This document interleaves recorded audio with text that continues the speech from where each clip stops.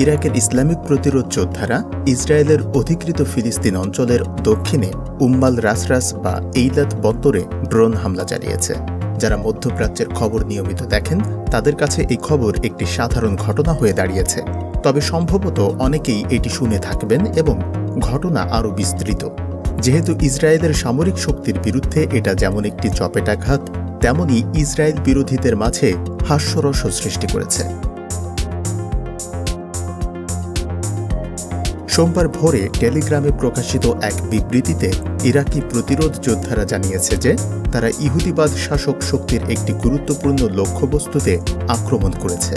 তারা জানায়, ফিলিস্তিন ও লেবাননের জনগণের সমর্থন এবং অধিকৃত অঞ্চলে ইহুদিবাদী শাসকদের নারী, শিশু ও বয়স্ক সহ বেসামরিক জনগণের বিরুদ্ধে চালানো গণহত্যার প্রতিক্রিয়া হিসেবে এই আক্রমণ তারা পূর্বে চালিয়েছিল।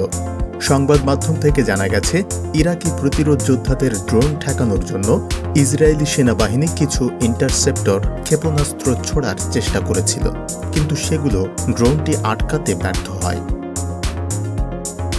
এটি হয়তো গ্রহণযোগ্য ছিল, কিন্তু এবারের ঘটনা ইসরায়েলের জন্য আরও ভয়াবহ ও লজ্জাজনক।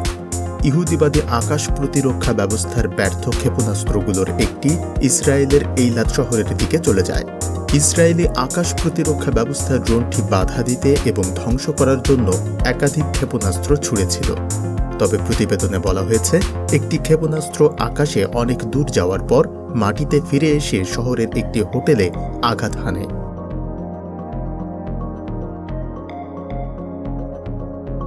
গত কয়েক মাস ধরে ইসলামী প্রতিরোধ সংগঠনগুলি ফিলিস্তিন ও সিরিয়ার বিভিন্ন অঞ্চলে ইসরায়েল ও মার্কিন টার্গেটগুলোতে ড্রোন হামলা বাড়িয়ে দিয়েছে, যার মধ্যে ইসরায়েলের এইলাত বন্দর, গোলান মালভূমি এবং জর্ডান উপত্যকা সহ গুরুত্বপূর্ণ স্থানে আক্রমণ রয়েছে।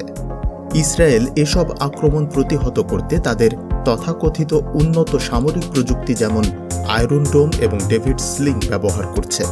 তবে সাম্প্রতিক সময়ে সংঘাতে এসব প্রযুক্তির ব্যর্থতার খবরও ছড়িয়ে পড়েছে। এমন ব্যর্থতার একটি ছোট ভিডিও সম্প্রতি সামাজিক মাধ্যমে ভাইরাল হয়েছে। ভিডিওতে দেখা যায় শহরের রাতের আকাশে একটি ক্ষেপণাস্ত্র উড়তে যেতে, এরপর সেটি উপকূলীয় অঞ্চলের একটি হোটেলে আঘাত হানতে দেখা যায়। স্থানীয়রা এই দৃশ্য দেখে আতঙ্কিত হয়ে পড়ে। তবে ক্ষেপণাস্ত্রের আঘাত হানার স্থানে বিস্ফোরণের কোনো আলো দেখা যায়নি। একটু পরে দুটি বিস্ফোরণের শব্দ শোনা যায়, যা সম্ভবত ক্ষেপণাস্ত্রটি ধ্বংস করার চেষ্টা ছিল।